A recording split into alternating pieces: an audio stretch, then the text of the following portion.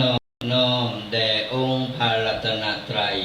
แก้วเจ้าตั้งสามประการอันเป็นที่เปิงที่สูงสุดของหมู่เฮาเจ้าพุทธทั้งหลายขอกราบไหว้สามังพระมหาเถระพระเถระพระสังฆาธิการครูบาอาจารย์จุรุจุตนด้วยเคารพยิ่งขอเจริญสุขเจริญธรรมจงบังเกิดมีแด่ตันสาชนพุทธบริษัทจุคนตีกำลังสดับหับฟังกับรายการธรรมะกำยองกับตุเจ้ายองป่าเจ้าวันนี้ก็ได้มาพบปะเจอตักตายกับสถาญาติโยมกันอีกครั้งหนึ่งเจ้าวันนี้ก็ตรงกับวันเสาร์ที่22 สิงหาคมพ.ศ. 2569วันคืนลงไปสถาญาติโยมตั้งหลายแก่ลง นับวันย่อยย้อนหลังไป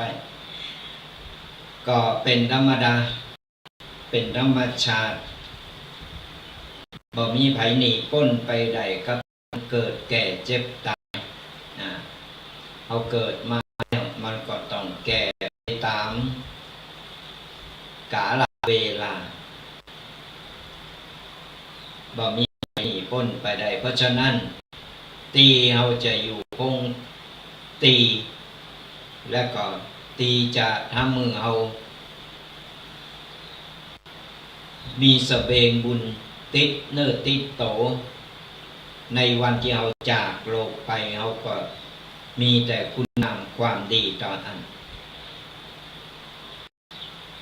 เจ้าวันนี้เอามาตักตายกับสถาญาติโยมกันโอ้ยหลายตีหลายต่างสถาญาติโยมพอข่าวแล้วเอาก็อดบ่ได้อดบ่ได้เอาก็มันอึดอัดมันอกแน่นใจเฮาว่าบ้านเมืองเฮานี่ยังเดือดร้อนเท่าที่เฮาไปพอประเทศเปิ้นสถาญาติโยมทั้งหลายโอ้ยน้ำไหลลงดอยมาน้ำท่วมที่ประเทศเนปาลปดธรรมโมสังโฆบ่ฮู้เป็นอย่างใดของบัดนี้ เอาหันแล้วเขาบอกโอ้ยกัดอกตกตาเปิ้นบัดนี้ไข่หูเนอะตกตาโตเนี่ยมันจะเป็นที่ไข่ให้เฮาว่าบ้านเฮาตีจังหวัดน่านนี่ผ่านพ้นไปแล้วตอนนี้ก็ยังพักฟื้นก็ยังดูแลกันอยู่ช่วยเหลือกันไปผ่านวิกฤตไปแล้วตอนนี้ตีต่างประเทศสรายญาติโยมก็คงจะได้ข่าวคงได้หันตามข่าวตามโทรทัศน์หรือว่าข่าววิทยุหรือว่าจะเป็นข่าวทางFacebook ช่องทางต่างๆก็เอาใจช่วยเพิ่นนี่แหละคนเฮาอายังก็ตามสรายญาติโยมทั้งหลายมันจะเกิดขึ้นมันแบบมีปีมีคุยมันจะเกิดมันก็เกิดขึ้นมาแบบกระทันหันเพื่อนว่าอุทกภัยมันเกิดขึ้นมาแล้วเฮาบ่ฮู้ว่าหายตายจากหรือว่าสูญหายไปบ่ฮู้กี่ศพกี่คนกี่ทางล่ำเลยพอตอนนี้มันยังมันนิ่งเติมก็ติดตามข่าวกันไปก็ส่งใจไปเป็นเปิลโลมโดยกันสรายญาติโยมทั้งหลายเอาใจช่วยคือป้นเคาะป้นภัยให้ป้นเคาะภัยให้น้ำไปก็ผ่านพ้นวิกฤตไปด้วยดีแล้วกันก็อย่างที่บอกสรายญาติโยมทั้งหลายตอนนี้เปิ้นว่าพายุมันจะเข้ามาแห่งละประมาณวันตั้งแต่วันนี้วันฮือนี่แหละพอข่าวแล้วก็เกมเนอเกมโตนะดูแลเรื่องสุขภาพก่อนสุขภาพสำคัญนะเพราะว่าตอนนี้โควิดก็เริ่มปิดมาแล้ว ออกไปตังนอกไปตังใดและนอนไปโรงเรียนก็พยายามมือก็ใส่แมสตัวเพราะว่ามันวิดีโอวิกมาแล้วมันก็เริ่มระบาดจึงโควิดจึงเอดวิดีโอนี้ระบาดกันไปโทมดโอ้ยต้องเนื้อระวังโตกันตัวมันจึงเป็นอย่างเงี้ยบืดอันหนึ่งบืดอันหนึ่งมันเป็นรสของชีวิตสรายาโยมทั้งหลายถ้าเอาหูตันมันก็พยายามดูแลปกป้องสุขภาพร่างกายของเราคือดีเพราะว่าบางครั้งเนี่ยการที่เราได้ออกกำลังกายได้ดูแลสุขภาพตัวเก่ามันก็เป็นการป้องกันอย่างหนึ่งเป็นการป้องกันอย่างที่จะทำมือเราเนี่ยผ่านพ้นไปด้วยดีแต่ทั้งนี้ทั้งนั้นเราก็ผ่านพ้นมาหลายหลาย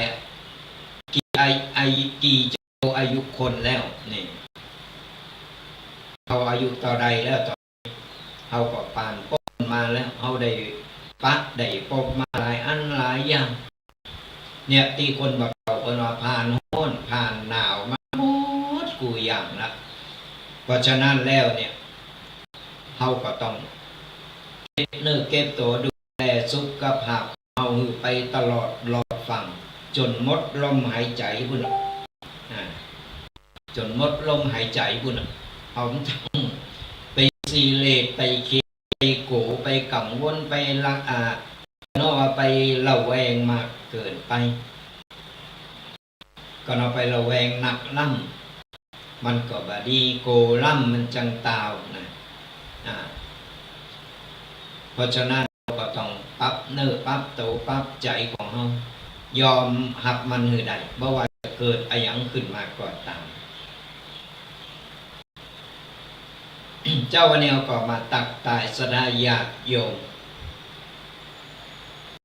โดยเรื่องการสุขภาพและก็วันนี้ก็ได้นำเอาเกี่ยวกับปกิณกะต่างๆการที่เราจะเอาตัวรอดประคับประคองชีวิตเราไปเนี่ยคือตลอดฟังมันก็ต้องมีอันอย่างหลายๆอย่างที่เราต้องคอยเห็นหูต้องหูหือตันมันก็เอาหูตันมันก่อนเราก็มีโอกาสได้ปกป้องได้ป้องกันได้ก็เราบอกหูว่าสนใจอะไรอย่างเลยบ่สนอย่างทำมาหากินอย่างอันมันก็ได้แต่บางครั้งเราก็ต้องหูของบอกหูเรื่องบ้านเรื่องเมืองบอกหูเรื่องอันนั้นเรื่องอันนี้อยู่มันก็ไปตั้งหนามันเกิดขึ้นมาเราก็บอกหูเราก็กะเกมบ่ได้มันก็ต้องหูพองแต่ไปหูหนักล่ำไปหูหนักล่ำกันหูหนักล่ำก็มันเกินไปมั้งมันเป็นอย่างอันสดายาติโยมทั้งหลายเพราะฉะนั้นเราต้องเป็นกลางไว้ยังก็ตามคืออยู่สายกลางเดินสายกลางเอาซื้อก็ไปซื้อล่ำรักก็จะไปรักล่ำไปลกล่ำคำยองบะเก่าเนาะมันกลายเป็นวันรักไปนะ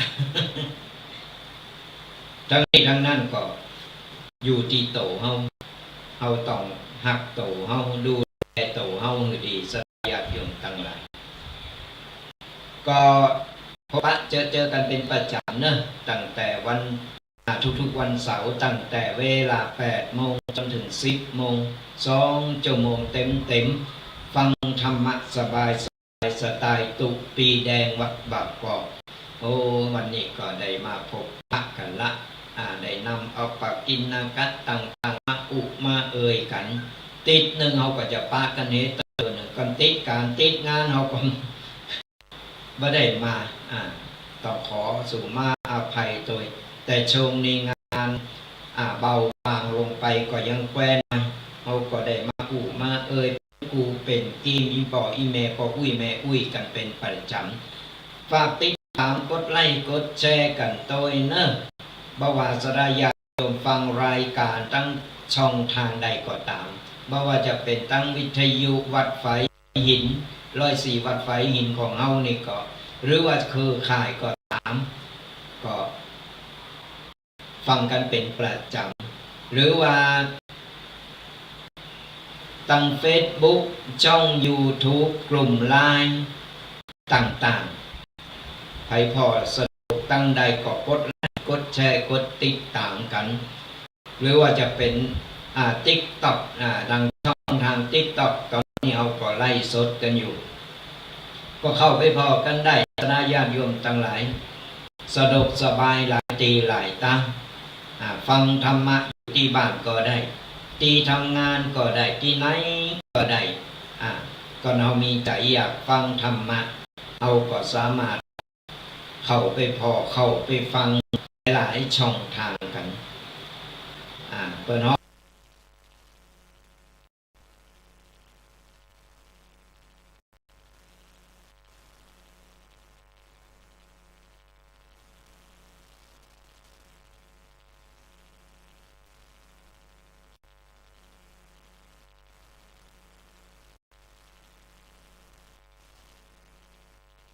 ว่าธรรมะเดลิเวอรี่ทั้งใคร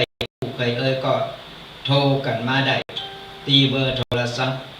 0826112245ก็สามารถโทรมามาตักมาตายกันได้หลังท้ายรายการเอาจะเปิดสายในคือสรายาติโยมได้มาอู่กันบางคนก็คนเฒ่าคนแก่ใครอู่ก็ตูเจ้าต้นนี้แต่บ้ากาอู่บ้ากลางบ่เป็นอย่างนี้ปล่อยแม่พ่ออุ้ยแม่อุ้ยตั้งหลายเฮากันเองอู่กันสบายอู่กันแบบบันเฮานี่แหละบ่ต้องไปรักการอะไรอย่างหนักหนาบ่ใจพิธีการอะไรอย่างหนักหนาเฮาสามารถอู่กันได้ก็มีอย่างก็ตักก็ตายก็ฝากกันไว้โดยกับรายการธรรมะกำยองกับตุกเจ้ายองป่าสร้างฟังธรรมะสบายสไตล์ตุกปีวัดบางก็ฝากติดตามกันตัวเนอะ วันนี้เสียงไข่แหบเหมือนกันก็ฝนวันนี้ก็ปล่อยลงมาหน่อยตั้งอำเภอป่าสร้างเป็นห้องว่าฝนไหลไก่เขาเล่า ฝนไหลไก่เขาเล่าจะตกก็บ่ตกแต่ยึกยึงอยู่นี่แหละ แต่อากาศก็เย็นแต่ว่าเย็นแต่หมอกพอให้พอดีก็ตั้งตีเป็นอย่างไรพองกระเดียดให้รายการเฮาก็จะได้มาอุมามาตักมาตายกันเอาล่ะสรายาติโยมพ่ออีแม่พ่ออุ้ยแม่อุ้ยตั้งหลายวันนี้อาตมาภาพก็จะได้นำเอาปกิณกะข้อคิดมามาเล่าสู่มาสาธยายสรายาติโยมฟังกันอย่างน้อยก็เป็นข้อคิดสกิดใจสกิดเตือนเฮา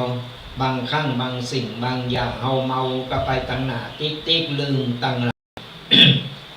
ลืมอย่างไรอย่างเล็กๆน้อยๆก็เอาได้ฟังธรรมะแล้วมันก็สกิดใจเตือนได้ว่าแต่เนาะเฮาเป็นห้องว่าตามีหน้าพอหน้าบ่หันเจนใดบ่เอากระจกมาส่องเฮาก็ถึงบ่หันตาตกกับนี่เพราะฉะนั้นก็เหมือนกันเนี่ยบางครั้งเฮาลืมไปก่อนบ่มีตุเจ้าพระเนรครูบาอาจารย์หลายรูปหลายตนเนี่ยเปิ้นได้พูดคุยได้ก้อนใกล้เอาธรรมะเอาข้อคิดต่างๆมาสกิดมาเตือนใจเฮาก็จะลืมไป บางครั้งบางสิ่งบางอย่างของไก่โตเหมือนกันญาติโยมจังไรเอาจังลืมเอามองข้ามเอาพอข้ามไปมันก็เลยกลายเป็นว่ามองข้ามสิ่งเล็กๆน้อยๆที่อยู่ไกลโตไปวันนี้เอาขอคิดดีว่าพบของคนฉลาดเขาหู้แต่บังอูก็ฟังกันฟังแล้วก็ลองคิดโดยแล้วก็นำไปพอได้ที่มันดีเอาก็ก้อนใกล้เอาแล้วก็นำไปปฏิบัติกับโตของเอาก็มันตรงกับโตของเอาฟังกันเอาไว้เป็นคติธรรมคอยสกิดเตือนใจเฮาข้อที่หนึ่งเป็นฟังให้มากกว่าพูดฟังหือหนักกว่าอูเฮาก็ต้องเลยว่าเฮาอูเก่งโอ้ยเฮาหู้เก่งเฮาหู้หมดเฮาอูเก่งอูน้ำไหลไปดับโดยที่ว่าคนฟังจนไม่อูอย่างอ่านล่ำมันก็บดีตาญาติโยมตั้งหลายถ้าเขาเจอคนประเภทอย่างนี้นะเขาปล่อยเขาอู่ไปเถอะปล่อยมันต้องไปคัดมันเพราะว่าอย่างยิงมันอู่หนักเขาก็ยิงหู้ยิงหันทางแท้ของเขาว่าคนนี้เป็นคนอย่างใดก็เหมือนตีขาอันนี้เขาก็เอามาเป็นตัวอย่างสดาญาติโยมฟังเขาว่ามีเจตนาไปว่าข่าวอย่างเปิ่นยังข่าวที่เปิ่นแถลงข่าวเมื่อตะวันมันซืนและก็แหมวันหนึ่งก็รายการโหนกระแสเอามาออกรายการอาตมาก็ติดตามหลังตัวเขาก็ไปหู้ว่ามันจะจบแบบใดอย่างใดและถามว่าใครไปอย่างเพราะว่าเรื่องนี้มันเกี่ยวกับวัดโดยเกี่ยวกับพระพุทธศาสนาเขาก็ใครหู้อย่างน้อยเขาก็จะได้เห็นหู้เขาจะได้เอาไว้เป็นประสบการณ์ถ้าเกิดมันเกิดขึ้นมาข้างหนึ่งเขาก็จะแก่อย่างใดเขาจะมีวิธีอย่างใดเขาฟังแล้วก็คิดวิเคราะห์แล้วก็มาแยกเอา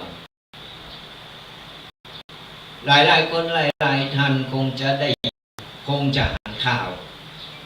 คงจะได้ดูข่าวโหนกระแส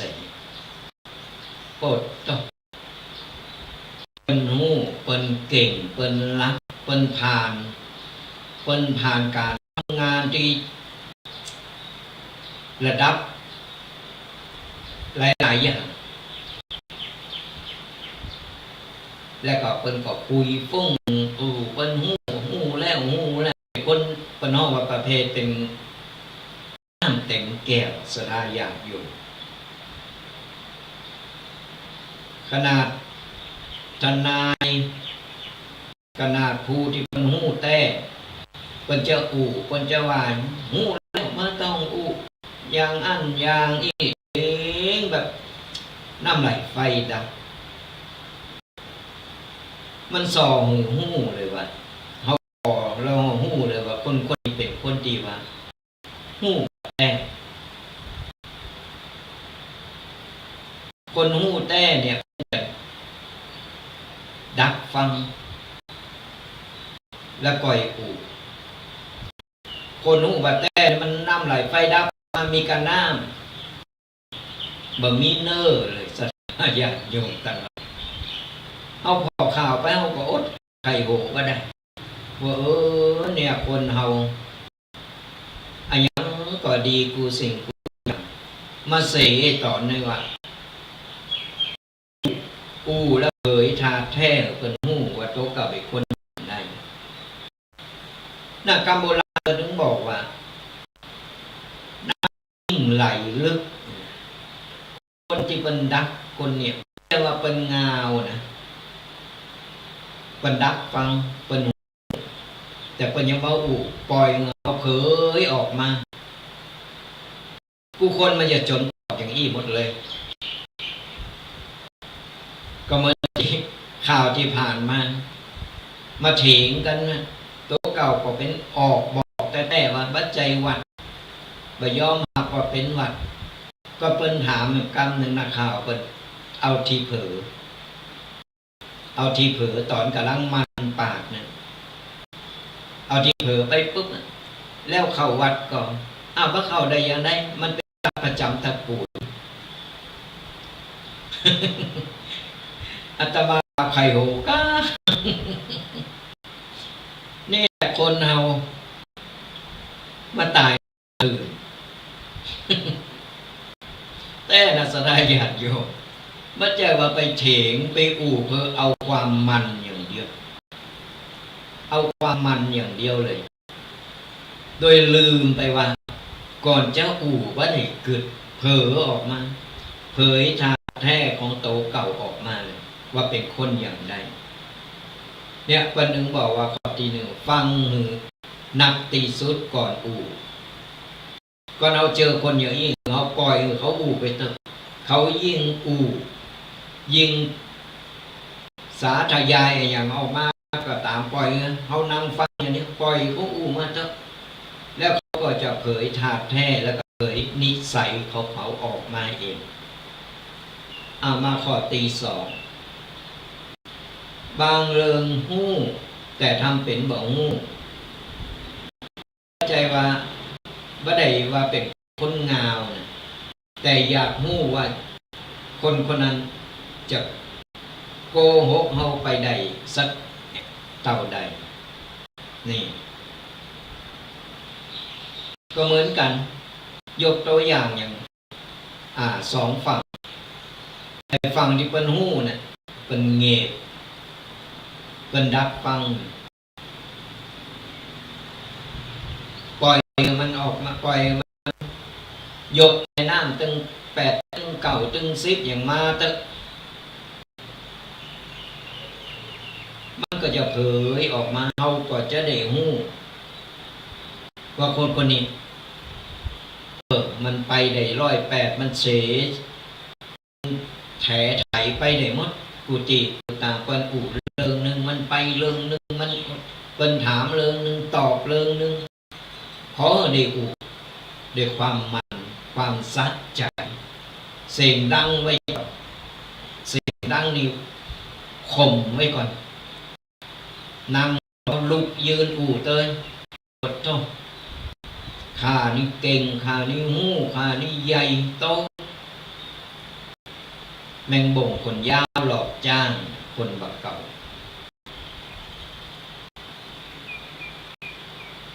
เอาหู้เอาทำเป็นบ่หู้แก่งเงานั่นแหละเอาแก่งเงาไว้ก่อนบางครั้งเราจะได้หู้เพิ่มเติมมาก็เอาแก่งเงาไปอดฉลาดอดลักทำการทำงานอย่างก็ต่างจะได้ญาติโยมต่างๆเวลาเอาไปทำการทำงานส่วนโลมเป็นว่าอันนี้จางกันอันนี้จางจางกับไปเยกันอันนี้จางไปเยกันสรุปแล้วก็คือลงอยู่คนเดียวของเฮาจางคนเดียวคนอื่นเป็นว่าจางมันเป็นอันแต้น่ะสราญาติโยมจางพองว่าจางพองปฏิเสธให้พองก็นั่นมันอิดอยู่คนเดียวอันนี้ก็จางอันนั้นก็จางโอ้เอาไปจางช่วยหน่อยนะช่วยกำมัดช่วยปดทบคนนั่งพอกันเหงาเยคนเดียวพองบ้าจางพองเขาก็หู้พองบ่หู้พองเขาไม่ต้องไปหู้มดสดาญาติโยมตั้งหลายเวลาไปทำการทำงานส่วนโลมยังเกิดตามแบ่งคนอื่นเยพองแบ่งคนอื่นเป็นธรรมพองมันจะสร้างความสามัคคีก็เราจางคนเดียวเขาอิดคนเดียวเราคนอื่นไปทำงาน พอไปดูธรรมเป็นมดบางครั้งบางสิ่งบางอย่างเขาเจอคนที่เป็นฉลาดที่เป็นโอดหูโอดรักนั่นนะเขาแก่งงามต้องไปโตตอบต้องไปอย่างเขาแก่งงามกะแต่นอกะตั้นแล้วก็จะได้หูหลายๆอย่างได้หูสิ่งที่เขาบ่เคยได้หูได้หัน มาขอตีสามโดนยั่วให้โมโหแต่ยังนิ่งบางคนเนี่ยไม่ได้อยากอู่แต่แค่อยากมือเฮาเนี่ยรู้เนี่ยอันยังต่างสระยาโยมต่างเวลามีเรื่องมีราวมีมีเรื่องอันยังก็ต่างบางครั้งในฝ่ายตรงกันข้ามฝ่ายตรงกันข้ามมันจะอยู่เอาโมโหนี่มีชั้นเชิงเป็นหลายคนนะเขาสังเกตว่า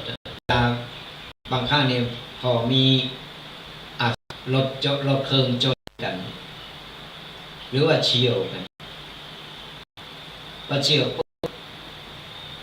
แทนที่จะอารุ่มอร่วยกันแทนที่ว่าเล็กๆน้อยๆแบบอย่างมันเฉี่ยวกัน ขอโทษขอโพยกันไปแต่เจอบางคนโหหมองทำเป็นยุเฮานะเป็นโยเฮาโมโหโยเฮามีอารมณ์ก็เราควบคุมสติบ่ได้บัดใจสติในการ เจรจากันหรือว่าอู่กันโยงเอาโมโหใจอารมณ์โยกกันไปโยกกันมาเอาลงมือก่อนนะพอเอาลงมือปุ๊บเข้าประเด็นเลยทีนี้เข้าประเด็นเลยก็มันเริ่มก่อนมันตีผมก่อนมันตบผมก่อนนี่จากเรื่องเล็กๆน้อยๆกลายเป็นเรื่องใหญ่เฮานี่เป็นคนเสียเพราะฉะนั้นต้องควบคุมสติอารมณ์ไปไหนมาไหนก็ตามควบคุมสติอารมณ์ไผมาโยยุเฮาโกรธเฮาโมโหเฮายิงนิ่งไว้ก็เกรดเดิมตีจะยิบยกออกมาอู่วันนี้ก็ตีโหนกระแสตะวันฝ่ายทนายปัญถามฝ่ายต้องข้ามนั้นก็ฝ่ายอดีตผู้อำนวยการพุทธสำนักพุทธเก่าก็เอาละอู่นี่โวยวายโวกเวกโวยวายอู่ไปอู่มาแล้วก็ทนายใจความนิ่ง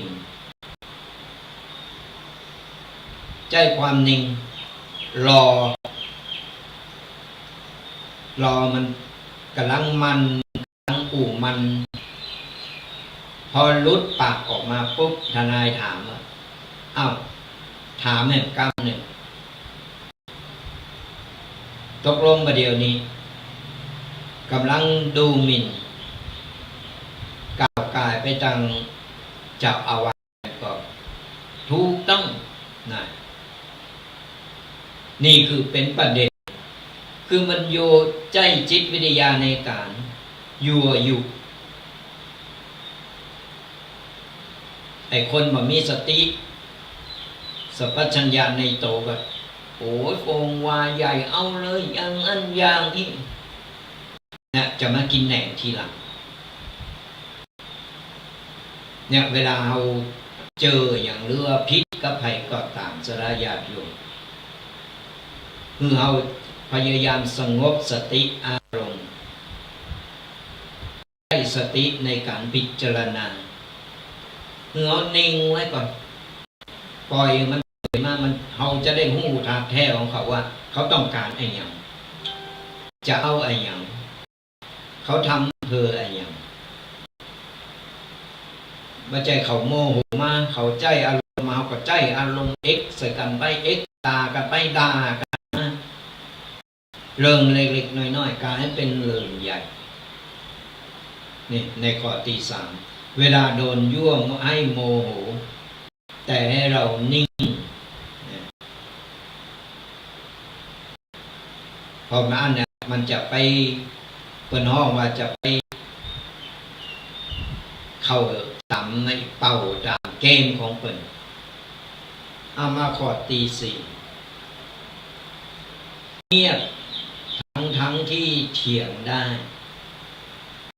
ถ้าเขาเจอคนแบบมีเหตุผลอู้ไปกับเปิงปัง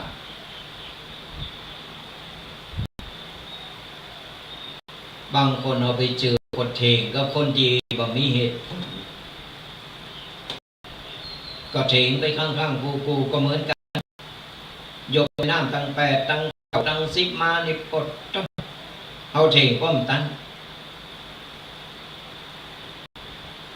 เขาก็ปล่อยเหมือนกันต้องไปเถียงปล่อยมันนางด่านางว่ามันจะไปว่ายังไงมันอิดเดี๋ยวมันก็ยั่งเองเดี๋ยวคอมันแห้งมันก็ยั่งกินน้ำมันเองก็มันไปยั่งละมันเป็นอย่างเอาลนไปเอาถุงดำเอาถุงกระยะถุงดำเนี่ยเอามากางไว้อ้าวด่าแล้วก็ใส่ในถังนี่เนอะแต่ในถุงกระยะนี่เต็มมาได้แล้วก็บอกจะเอาไปควางหนึ่งเอานิ่งผมต้องไปเถียงมันเถียงไปก็เปล่าประโยชน์ถ้าเจอคนแบบมีเหตุผลเอาแต่อารมณ์โตเก่าเป็นใหญ่จ้องจะเอาชนะเฮานี่นะผมต้องไปเถียงเฮายอมแป้ทั้งที่เฮาชนะใจโตเก่าเฮาแป้เขาก็จริงแต่เฮาชนะใจโตของเฮาเองที่เฮาควบคุมสติอารมณ์เฮาได้มันว่ามาก็เป็นร่มเป็นแรงไปเฮาต้องไปต่อปากต่อปล่อยมันนั่งว่าก็มันบ่ฮู้จักจบจักสิ่งก็สั่งเข้ากองมือมันอิดแล้วก็พักกินข้าวก็เนิ่นแล้วก็ไปว่าต่อ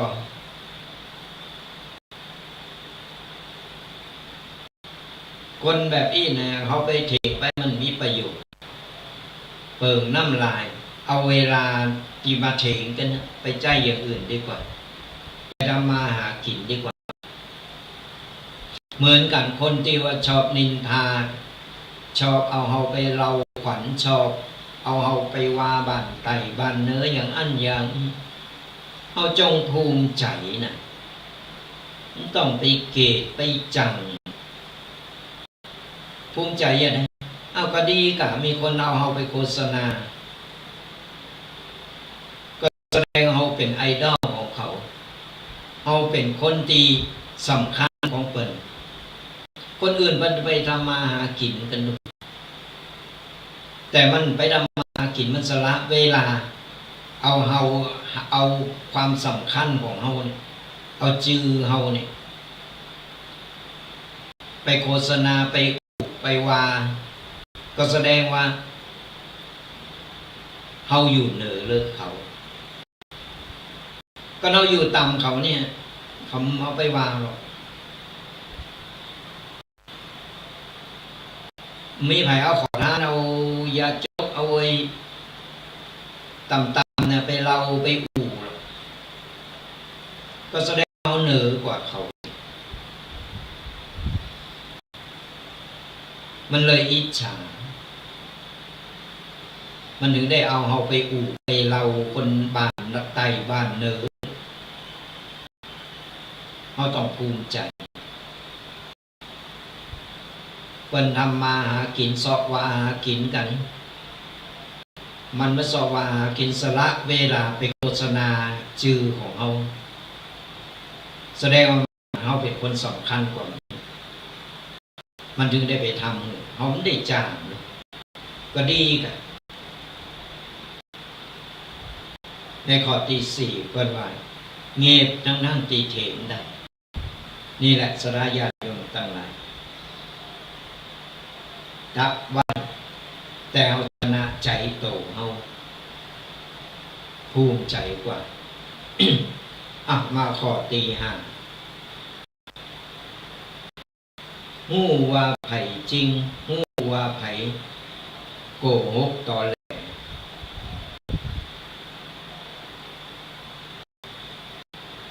เอาหู้ถึงหู้เวลาเอาคนเขาก็ต้องฟังไปแฉหรือว่าไปคือกระต่ายมันตื่น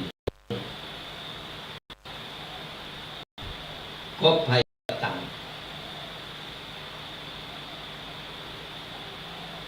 การคบคนและเอกลอนที่ฟังรายการพอรายการอยู่ก็ตามเราสามารถตักตายยิ้มมือทุกคนได้แต่ถ้าเราจะหาคนที่มาคบแบบเปินตายกันมีความจริงใจกันเราต้องกันกรองให้ดีส่วนมากกับมิดเทมเปินเทมเปินเทมเปินกินเปินแอวเปินเล่นมันมีหลายรูปแบบเราคบไปเรื่อยๆพอก่อนพอนิสัยใจพอตาถาดแต้ของคน พอถาดแท้ของคนเพราะว่าเอาคบวันสองวันหรือเดินสองเดินเนี่ยมันยังแบบเผยออกมามันยังเชิงกันอยู่พอไล่กันอยู่เพราะว่ากูโปโตเม่เหมือนกันจะไปฟังชิงซุกก่อนห่างเวลาพาพรั่งไปแล้วมันลำบากมันแก้ไขยากหันเปิ้นหล่อหันเปิ้นงามหน่อยโอ้ยหักกันปานจะกืนกินโอ้ยอย่างอันอย่างนี้คบกันวันสองวันเรียบร้อยได้มาถึงเดินหายแซะ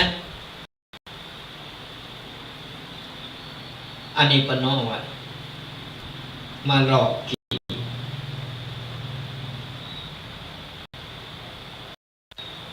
สนองความต้องการของตัวเก่าคนเราจะคบการเป็นเปิดเป็นกูเป็นกีมกันเป็นกูโหโตเมกันมันต้องพอกันมึนๆพอกันเอาจนชนิดที่ว่า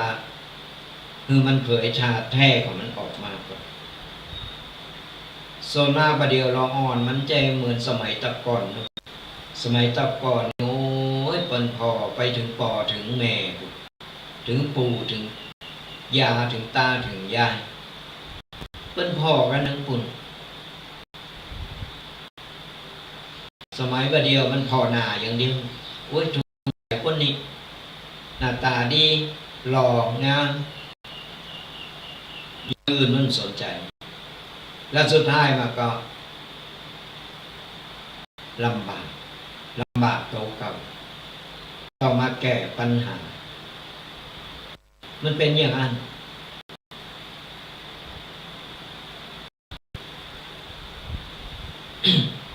เนี่ยสระญาติโยมทั้งหลายคนเฮาเนี่ยพอหู้หน้าบ่หู้ใจ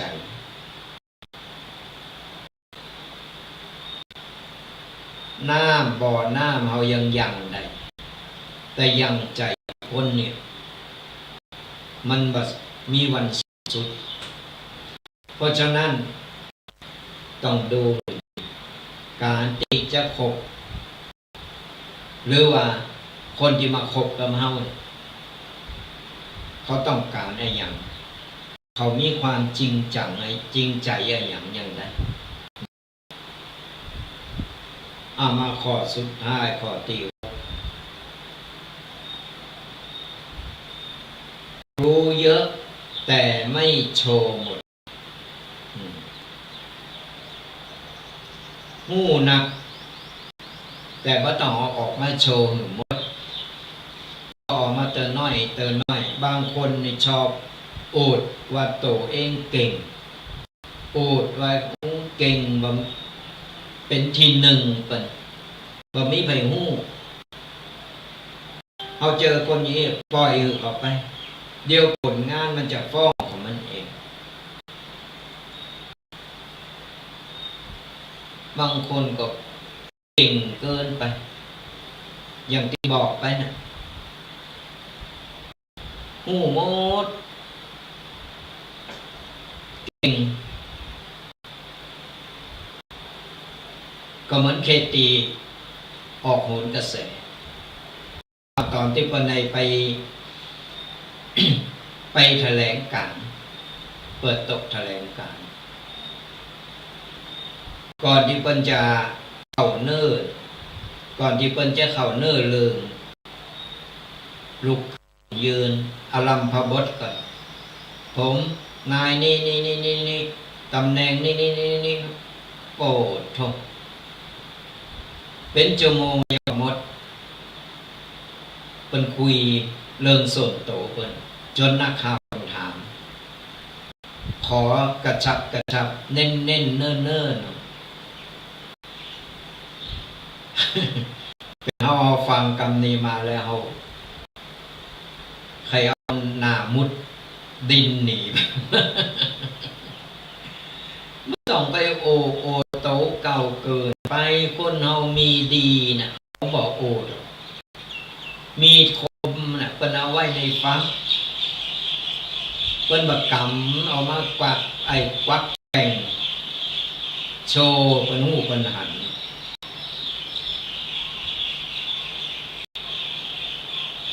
นี่ไอ้อย่างใดหูบ่หูอย่างใดบ่ฮู้ล่ะโชว์คมไว้ก่อนตำแหน่งนั้นตำแหน่งนี้หูมดเก่งกูอย่างเก่งกูอย่างก็ทำคนเดียวไปกูอย่างต้อง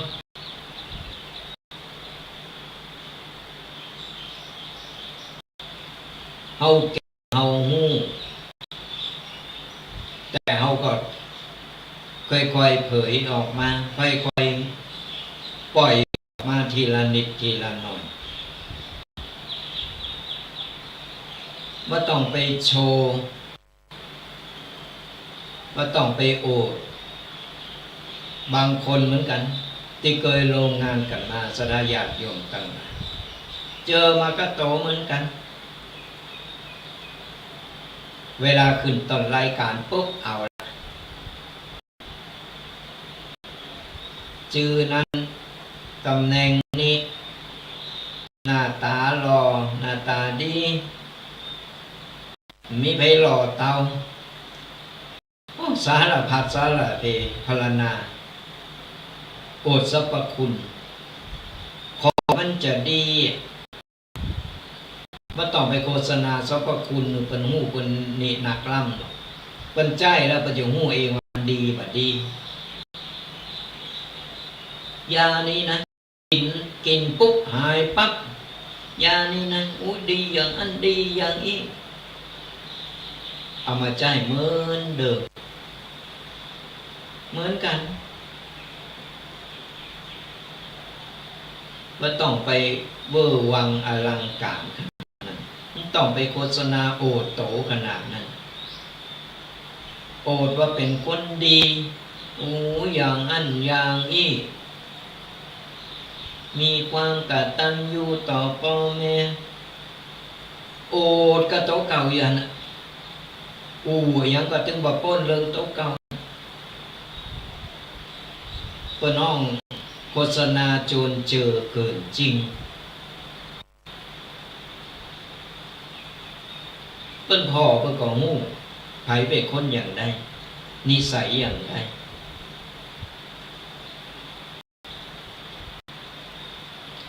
คนที่เพิ่นพ่อเพิ่นก็บ่ใช่คนงามเพิ่นเป็นคนมีการศึกษาเหมือนกันเป็นคนที่ฮู้เหมือนกันดีบ่ดีนี่ฮู้นักหรือเฮาเพิ่นแต่เพิ่นนิ่งเงียบเพิ่นดักฟังเพิ่นคอยจับจุดของเฮานี่มันเป็นอย่างนั้นโดยรวมแล้ว6ข้อที่ได้นำมาเป็นข้อคิดหือศรัทธาญาติโยมอีป่อยแม่พ่ออุ้ยหรือว่าศรัทธาโยมที่เป็นละเอกละอ่อนนักเรียนกอดตาฟังแล้วเนี่ยลองเก็บไปกึดพินิจพิจารณาพอว่ามันข้อใดที่มันตรงกับเฮาเนี่ยแล้วเราทำไปเฮาได้ทำก่อนเฮาก็สามารถแก้ไขเปลี่ยนแปลงได้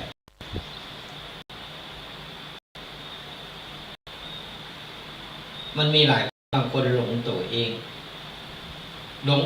เกินไปจนด้อยค่าคนอื่นนึกว่าคนอื่นถึงบ่ฮู้เตาถึงบ่เก่งเตาถึงบ่งามเตาบ่หล่อเตาฉันต้องยืนหนึ่งก็มันถึงได้ปล่อยไก่กันออกมาถึงวันเนี่ยเข้าตำราเดียวกันสลายาลองฟังข่าวเรื่องวัดเรื่องวัดแล้วประเดี๋ยวนี้ก็เป็นโรคฮิตเหมือนกันฮิตอย่างไรข่าวเรื่องไปรูแยงตีเอาวัดจากวัดขอนแก่นประเดี๋ยวโพอันตีหนึ่งละแถวอยุธยาสร้างเป็นวัดเป็นว่าอย่างมาเลยปล่อยวันดีคืนดีหมู่ลูกหมู่หลานมาลูคืนนึงเนี่ยฮิตติดตามกันมันเป็นอย่างไรก็ร่างนั่งดีกฎหมายก็มีนะกฎหมายของบ้านเมืองกฎหมายของคณะสงฆ์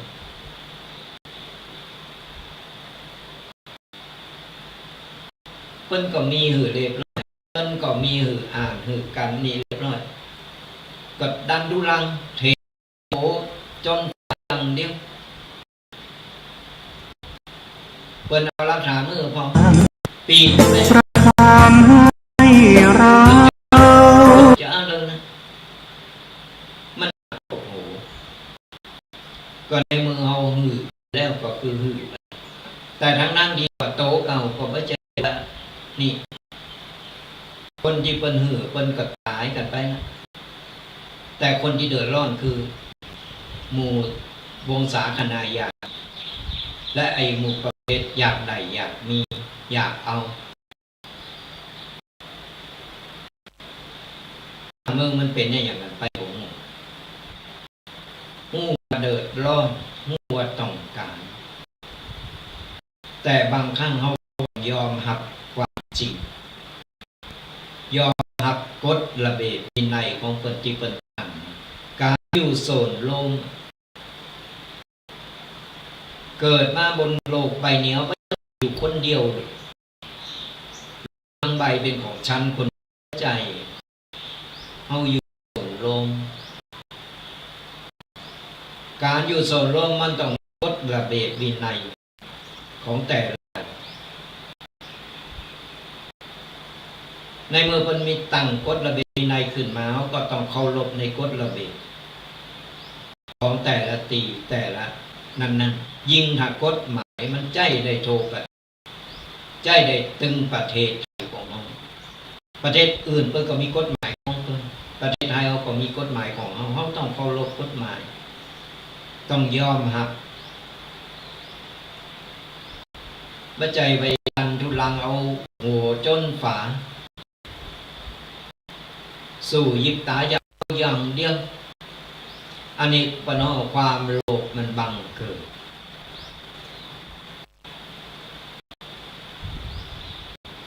คนว่าอันนั้นมันเป็นป่าจ้านะจะเอาแต่ป่าจ้าก็จะเอาเขาก็ว่าเข้าใจมันต้องยอมรับความจริงมันจะไปเฉงไปรูไปยาเอาตาปูแม่เนี่ยคนอย่างนี้ต้องคนเข้าวัดประจำมีวัดประจำตะปูน้องเปิ้นเข้าวัดแล้วเปิ้นไปวัดจิตวัดใจเปิ้นก็เปิ้นคัดเอาจิตใจเปิ้นก็เข้าวัดไปเพื่ออย่างไปสอดส่องไปสอดนั้น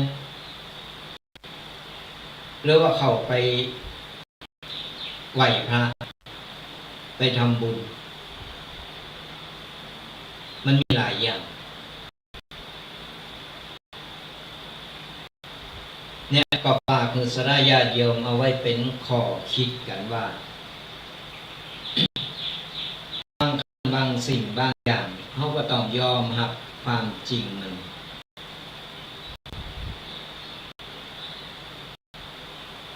ต้องยอมรับความจริง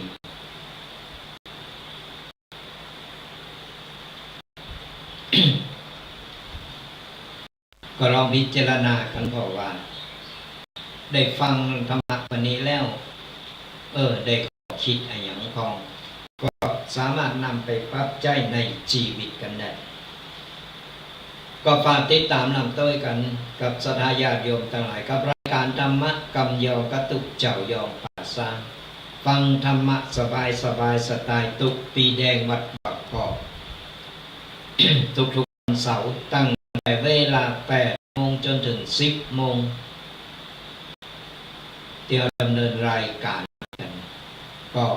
ติดตามกันได้หลายๆช่องทางศรัทธาญาติโยมทั้งหลายสะดวกตั้งได้บ่ว่าจะเป็นทางสถานีวิทยุวัดฝายหินหรือว่าเครือข่ายก็ตามหรือว่าจะเป็นทางช่อง YouTube Facebook กลุ่ม LINE หรือว่า TikTok ก็กดไลค์กดแชร์กดติดตามกันนี่รายการของเราสามารถติดตามได้พอย้อนหลังก็ได้แล้วแต่สะดวกกันก็บัดนี้ลืมกันฟังกันแบบเป็นกูเป็นกิมอีปออีเมปออุ้ยเมอุ้ยกันบางคนก็เยอะการไปโดยทำงานไปโดยขายของไปโดยบางคนก็ยิบแล้วแต่หน้าที่การงานของแต่ละบุคคลไปบางคนก็ขับรถเดินทางกันเอาที่สะดวกหลายๆช่องทางก็ฝากกดไลค์กดแชร์กดติดตามกันไปตัวเดี๋ยวชมรายการเราก็จะเปิดสายหน้าไมค์ศรัทธาญาติโยมได้มามาเลยมาตักมาตายกันก็เกมสมุดปากกาดินสอเกมจดเบอร์โทรเอาไว้ใครที่กำลังเข้ามาฟังรายการใหม่หรือว่าฟังแล้วก็จดเบอร์โทรบัตรนั้นก็เกมกันเอาไว้แล้วก็จดเบอร์โทรกันเอาไว้เนอะเบอร์โทรศัพท์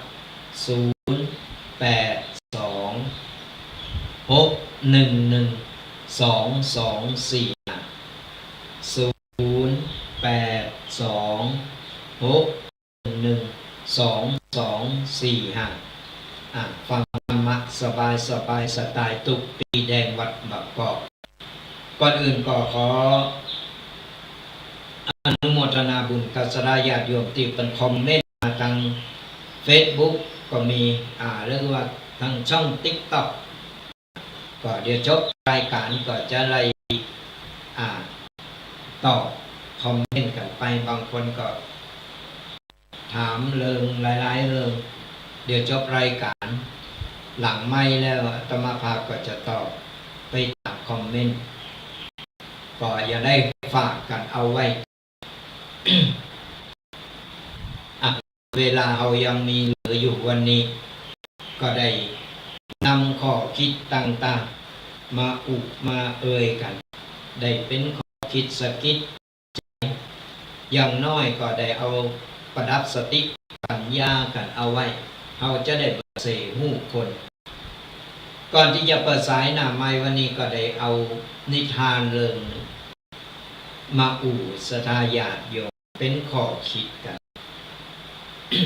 นิทานก็มีการมีอยู่ว่าการละครั้งหนึ่งมีปอจายอยู่กลางตรงนาที่กว้างพอถึงยามบ่ายมาตอนหลังกินข้าวง่ายกินข้าวตอนแล้วบ่ายพ่อยมันก็จะเดินไปกินข้าว จะไปกินข้าวกระจายคนนี้ก็ระหว่างตั้งเนี่ยเขาก็เตวลูกตั้งลูกกังหน้ามาสั่นกันนานนะเตวมาปรากฏว่าเขาสังเกตหันว่า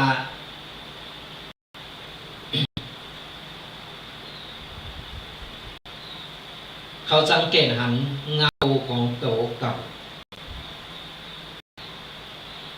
ระหว่างติดเตวมันแต่วันมันก็ต้องบ่ายค่อยจะปิกบ่ายเตวมาระหว่างตั้งเขาก็หันเงาเจ้าเก่าเตวนำหน้าไปใจคนนั้นก็เลยเกิดความคิดก็เงานี่มันจะโตยเตวนำหน้าเอาไปเพราะตะวันมันบ่ายค่อยยังเตวหน้าเอาไปจิ๊กๆก็เลยนึกขึ้นได้ว่าโลนไล่ยับเอาดีกว่าก็เขายับเงาตัวเขาใดเขาจะมีความสุขเมื่อขึ้นได้อันก็เริ่มยับเอาเงาตัวกดลนกันลนไปตามหมดตามลนไปติ๊กๆมาก่อนระยะเวลาเป็นชั่วโมงเป็นกิโล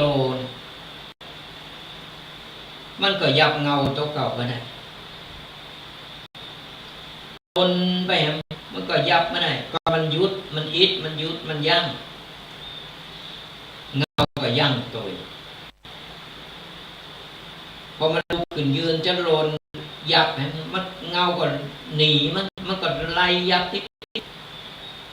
จนมันเหนื่อยเงอเนี่ยโถมโตเนี่ย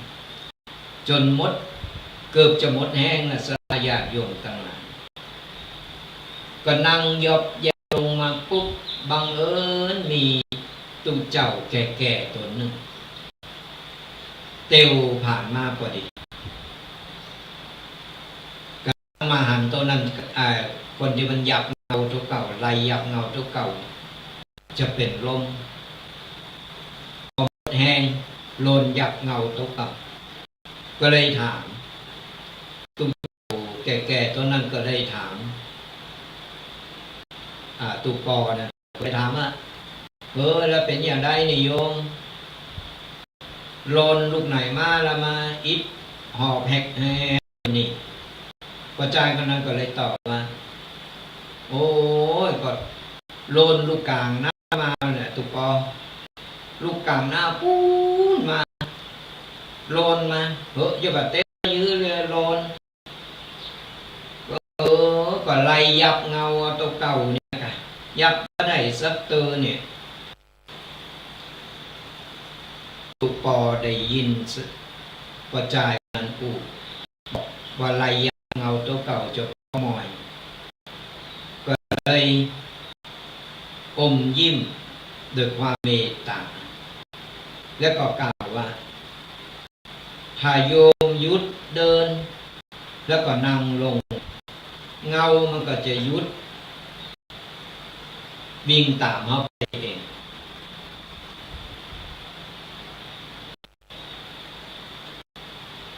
ตุปอเป็นบอกเวลาเกิดโยมเนี่ยยุดจริงยุดเดินเงามันก็จะยุดไปเองเขาไม่ต้องไปโลนโตยยับมันหรอก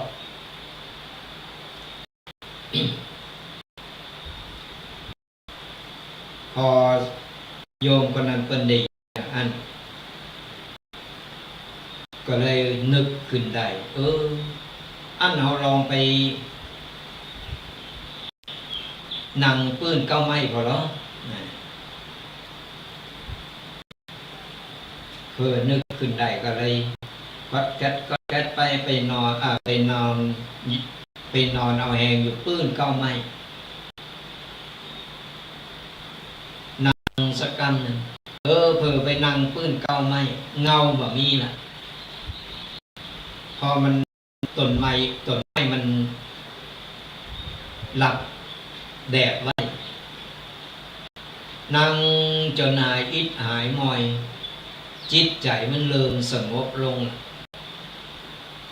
ความเหนื่อยก็เบาบางลงไปและในที่สุด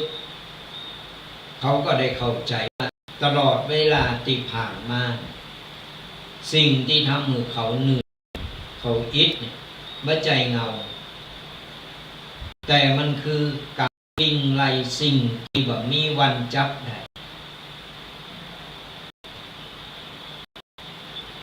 เนี่ยงานเรื่องนี้เป็นสอนคือข้อคิดสนาญาติโยมต่างหลายหลายครั้งในชีวิตเขาเหนื่อยเขาอิดไม่ใจเพราะเขางานหนักหรือภาระหนักไม่ใจเพราะชีวิตของเขามันหนักหนาสาหัสแต่พอใจเขายังวิ่งไล่โตยหาบางอย่างอยู่ตลอดเวลานั่นก็คือความอยากใดอยากมีความอยากเป็นหรือมากขึ้นความอยากมีหรือมากขึ้นจนลืมอยู่พอในสิ่งที่อยู่ในตรงหน้า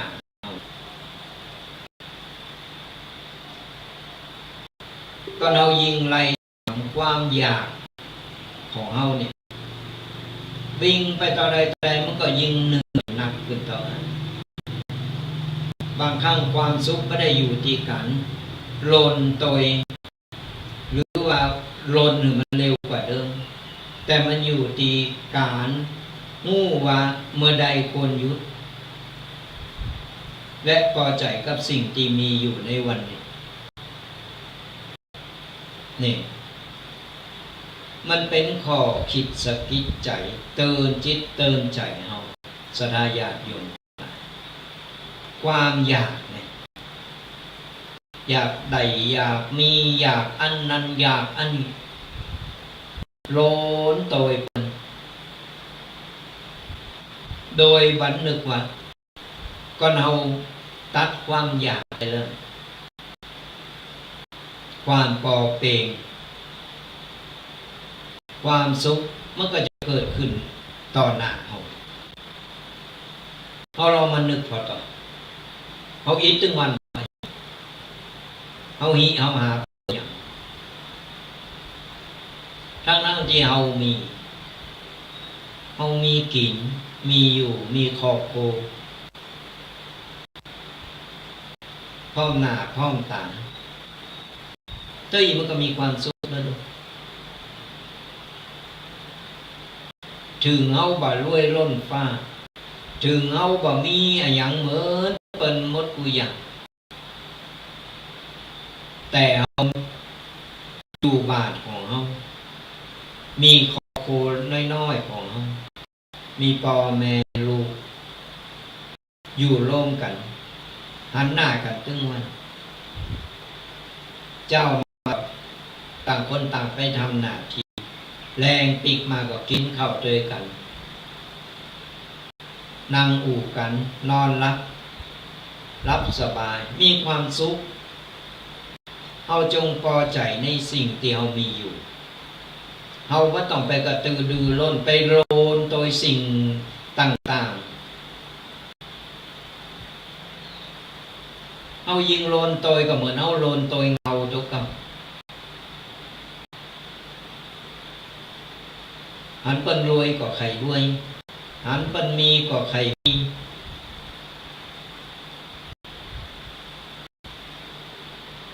นาบุญของแต่ละคนมันบ่เท่ากันสนาญาติโยมวาสนานาบุญแต่ละคนมันบ่เท่ากันเพียงแต่เฮาคิดว่าบุญบารมีเฮาเกิดมาเฮามีต่ออีกเฮาก็บ่ถึงก็อดอยากเฮาอยู่แบบพอเพียงเฮาเกิดมาในบ้านนอกคอกนาวิถีชีวิตของเฮาเป็นก็ต้องทำอย่างนี้ต้องเป็นอย่างนี้ต้องอยู่อย่างนี้เฮาบ่ได้เกิดมาบนกองเงินกองทองหันเพิ่นมีโทรศัพท์แปลงๆราคาแปลงๆราคาหลายหมื่นเฮาก็บ่ต้องไปใดๆก็เปิ้นอันนั้นบุญบารมีบุญวาสนาเพิ่นซื้อได้เฮามีบ่อู้หากันหากันได้รับได้โทรออกได้เฮาก็มีความสุขแล้วดูเฮาใจกำไปโอดไปดูเพิ่นมีรถหรูๆขับกันใส่สูททำงานกัน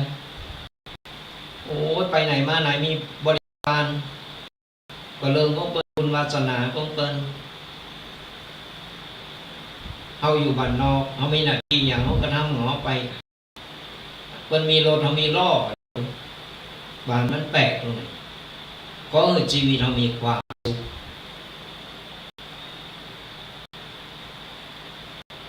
ครอบครัวเฮามีความสุขได้เฮาก็พอใจแล้วดุษฎาญาติโยมเฮาอย่าไปค้นหาอย่างนักหนาก็อย่างที่บอกตายไปมันก็บ่ได้หยังสักอย่างได้คุณงามความดีไปต่ออันเขาก็ลักก็วางไว้หมดของอันนี้ก็ของกูนี่ก็ของกูก็ถึงเวลามันของคนอื่นหมดเอาครอบครองในกำเดียวโชว์ข้างโชว์ข่าวของแต่ละอย่างกูโพโตเมเหมือนกันโอ้ยครอบครองมาอันนี้ก็ของกูไผแท้ต้องไม่ได้ฮักนักฮักหนาตายไปหันเอาไปตัวดูต่างคนต่างไปไอ้คนที่มันหักมันไปส่งเขาจุดไฟเผาแล้วเซตมันก็วายหลังปีกเลยแอนปีกบานนี่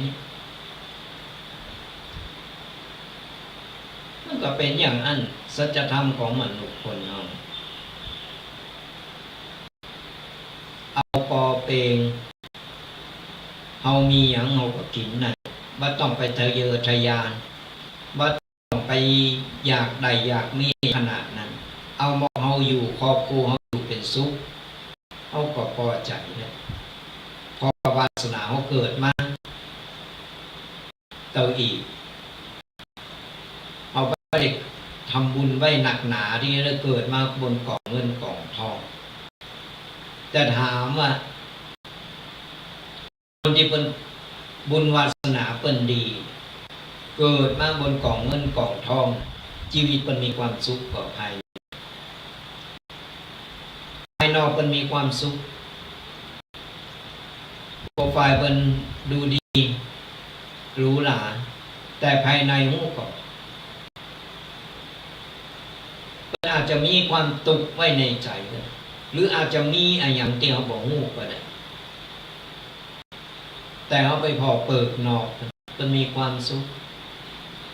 แต่หลายคนสังเกตหมดไอ้คนที่เคยหันนาสรายาต่างๆโอ้ยรวยก็จะนอนทีนึงก็จะนอนทีนึงก็เป็นนอนบัดลับกึดสะปะสะเปะกึดหยังเรื่องเงินเรื่องทองเรื่องการเรื่องงานต่างๆแล้วก็ระแวงไปไหนมาไหนต้องระแวงต้องมีคนเราดูแลคอยคุ้มกันโกเปิ้นมาเยะโกเปิ้นมาทำโกเปิ้นมาป่นมาจีโกสารพัดสารเพชีวิตมีแต่คนหอมล้อมถามว่ามีความสุข มีอิสระก่อน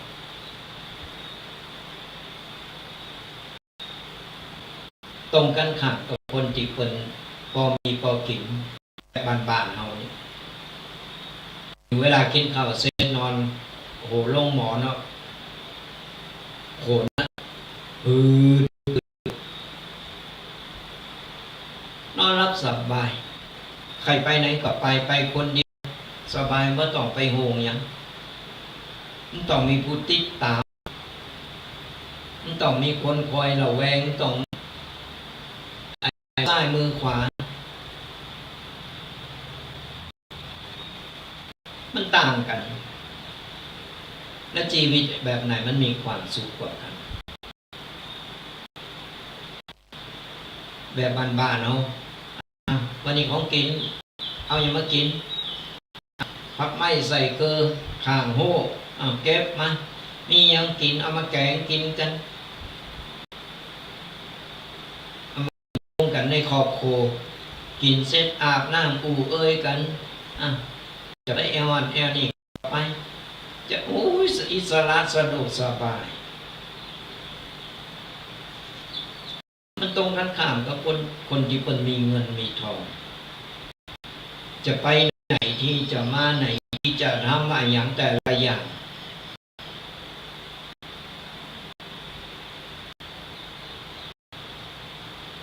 เนี่ยก็ลอ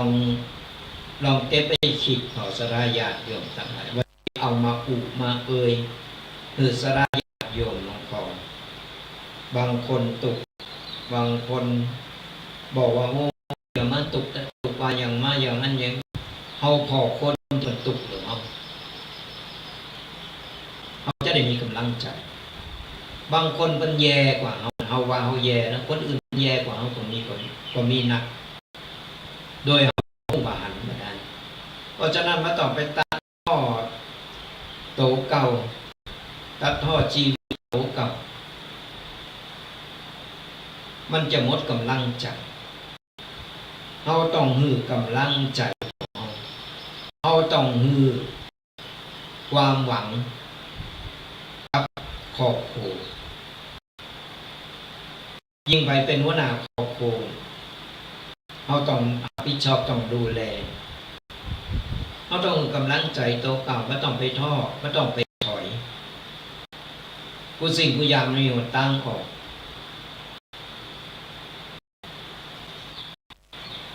บางคนกึดไหนออกไหนกึดสั่นไปก็ทำร้ายร่างกายกันมันเป็นอย่างนั้น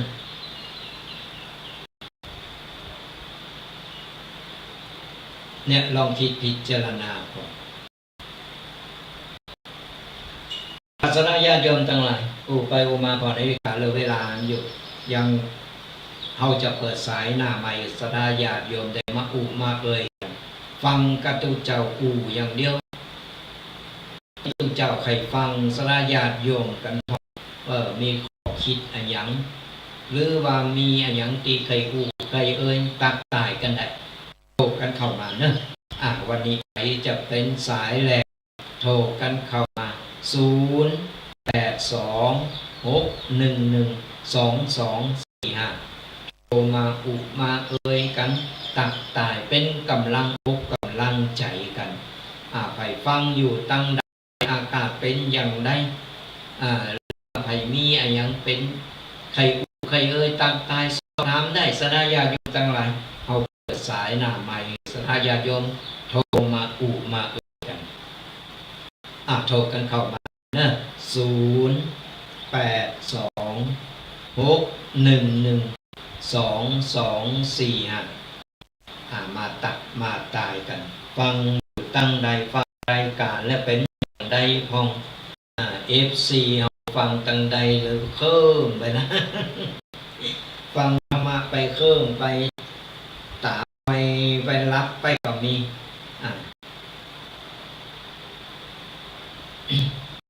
เดี๋ยวจะคอมเมนต์ไปที่คอมเมนต์เดี๋ยวจะตอบหลังรายการเนอะโทรกันเข้ามาสนับสนุนโยมตั้งหลายเขาเปิดสายหน้าไมค์กันแล้วเนอะโทรกันเข้ามา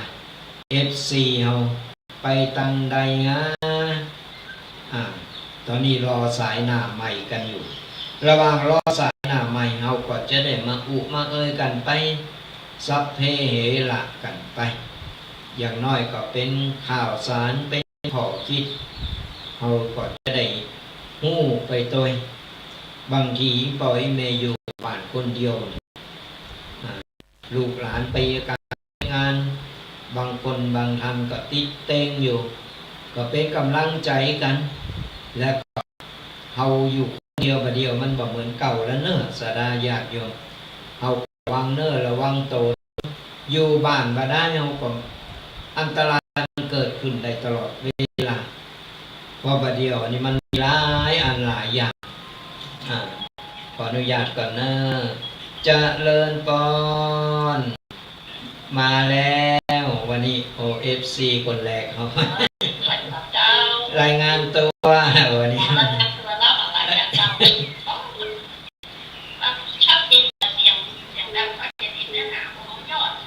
อ๋อวันนี้ชอบข้อติดอัตตาแบบนี้นะคนมีอัตตาเราใจคนมีอัตตาได้ชอบเยอะเลยเองยกอย่างที่ว่าเป็นชั่วโมงแล้วก็อันนี้โดยน้องสอบคือรับทำยอมนะบางทีก็จะเจอความจริงแบบนี้เนี่ยค่ะนี่ไม่เลิกดูนะนั่นแหละมันเป็นอัน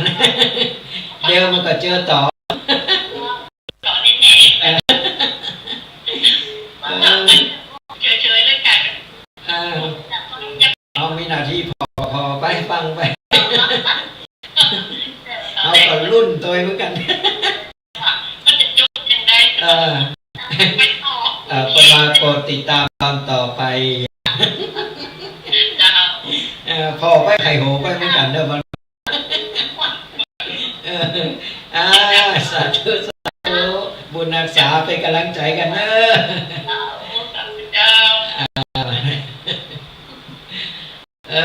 ว่ากันนะเจริญพรเสียงหวานแจ๋วมาเลยวันนี้กินน้ำหอยมาแล้วก้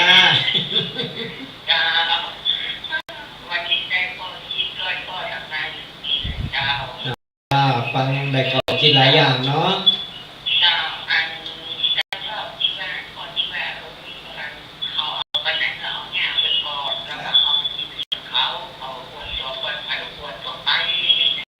ใจเขาจะไปโอดหูโอดรักก็เปิดล่ำ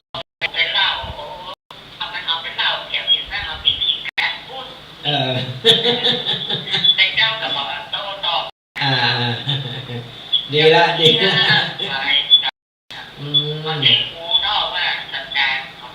นั่นแหละก็ถึงบอกไงว่าปล่อยเปิ้นอู่ไปเถอะเปิ้นก็จะเปิ้นจะฟ้องกำอู่ของเปิ้นจะฟ้องกำพืชของเปิ้นโตเองโตเปิ้นเองออกมาเอง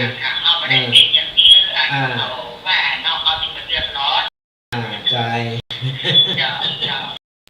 เป็นกำลังใจกันนะบุญอาสาเจริญพรวันนี้เป็นไงบ้างฟังวันนี้ธรรมะวันนี้ใจดีกับอาจารย์นักเรียนที่ข้าขอเป็นกำลังใจให้นะครับอาจารย์สาธุเป็นกำลังใจกันเนาะบุญรักษาเป็นกำลังใจกันก็อย่างที่บอกสลาญาติโยมทั้งหลาย อย่างบอกไปน่ะใครยังกระจ้างก็ช่างเอาไว้นั่นแหละคนเขาว่าจำมันนั่นมันนักกี่กิโลจังมันไปเถอะบ่ต้องมาเก็บใส่เอามีหน้าที่เขาก็เยะไปทำไปเขาทีไปปล่อยข่าวก็ปล่อยเขาไปถ้าแท้มันก็อย่าโผล่มาเองก็ยิ่งอู่นักก็ยิ่งเผยถ้าแท้ตัวเก่าออกมาติ๊กนั่นก็มันยุดมาใดก็ถ้าแท้มันก็จะยุดเมื่อนั้นก็ยังเป็นตัวอย่างที่เอาหันในข่าวทุกวันนี่แหละพอเติมเหมือนกันเลยยิ่งเผยยิ่งสู้ยิ่งอู่ยังออกมาในมัดโตตัวเก่าติ๊กนี่คือตัวอย่างหันกันเลยเนี่ย ไปติดตามข่าวงูเองแหละ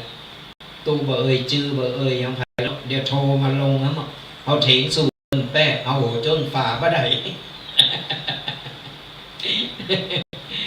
เราจะเอาคอยรุ่นพอข่าวไปกับไข่โหไปบางทีเป็นรุดยังออกมานะโอ๊ตไข่โหนั่งอยู่ก็เดียวไข่โหก้าออกมาบางคนคนกายไปกายตกใจว่าตู้เจ้านี่เป็นแต่น่ะสายญาติโยมเอาบอกเอ้ยไข่โหอย่างนี้ขนาดนี้นะแล้วตกลงมันเป็นวัดหรือเปล่าไม่ใช่วัดฉันไม่ยอมรับเป็นวัดแล้วป้าเข้าวัดหรือเปล่าเข้าดิวัดประจำตระกูลฉันนะไม่เข้ายังไงพ่อฉันก็อยู่ที่นั่นอ้าวตกลงเป็นวัด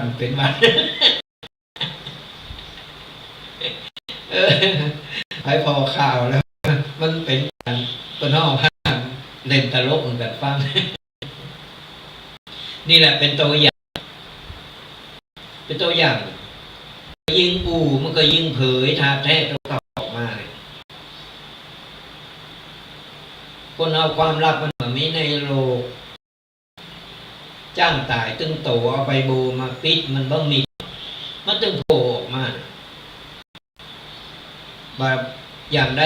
อย่างหนึ่งบอกวันใดวันหนึ่งประเดี๋ยวพอต้องตึงไม่ยิงกระจายกลายเป็นตัวตลกประจำในนิกเป็นไปเลยคนที่เป็นหูแต่ที่เป็น ดักฟังเป็นเงียบเป็นนั่งฟังนั่นแหละคือตั้งกับดักไว้ปล่อยมันพ้นปล่อยมันปูไปปูมาหันกลับมาปุ๊บเอาแล้วคุณจริงหรือไม่จริงฉันพูดจริงไปเลยเข้าหลอกนี่มันเป็นอย่างนี้เพราะฉะนั้นเอาเหมือนกันสดายาตรงนี้พออีแม่ฟังแล้วก็เอาไว้เป็นอุทาหรณ์สอนไผเองมาไผด่ามาไผว่ามาเอาบอกฟังเอาเตียวหนีก็เราอยู่ในเหตุขับขันเอาหนีไม่ได้เอายืนอย่างนั้นก่อนนิ่งนี่ปล่อยมันตีพายปล่อยว่าใครว่าไปจบก็เอาว่าเหมือนไปสนีส่งมาเอามันจะจือเอามันจะของไม่หับก็เอาว่าหับปกติปิดปฏิเก่ากรรมเวรเหมือนกันใครที่ถูกใส่ให้ป่ายสีใครที่ถูกใส่ให้ป่ายสีนะเอาเฉยเอานิ่งก็เป็นความจริงสักวันความจริงมันก็จะโผล่มาเอานิ่งเฉยผมต้องไปโตก็ต้องว่าไปแก่โตนี่มันฟังมันจะหาเรื่องคนมันบอกเหตุผลมันบอกฟังอย่างนั้นไม่เอาความสะใจอย่างเดียวอาตมาภาพเกิดนะโดนมากัดโตบอกว่าที่ไหนอย่างไร เป็นประสบการณ์สลายญาติโยมต่างเขาอยู่เขาดีแต่เป็นกำลังเริ่มมียศถาบรรดาศักดิ์นะก็ตั้งว่านั่งอยู่มันก็บ่มีอย่างแต่เอาไปมาเป็นเริ่มเข้ามาเก่ากายเข้ามากายกายในชีวิตของเขาเข้ามาเก่ากายในเรื่องของเขาก็โดยผลในอย่างเขาก็บอกโดยที่บอกมูโตอยู่ดีๆมันก็เริ่มมาหาเรื่องอย่างอันหาเรื่องอันนั้นหาเรื่องอันนี้แก่งอย่างอันต่างๆสารพัดสารพัดเริ่มคืบคลานเข้ามาพอคืบคลานเข้ามาปุ๊บแต่เขาเป็นโดยว่าเขา เจ้าเขาใจความเดี๋ยวคน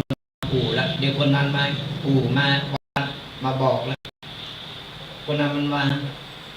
ตุกอย่างอันตุกอย่างอีอย่างอันอย่างอีตาหน้า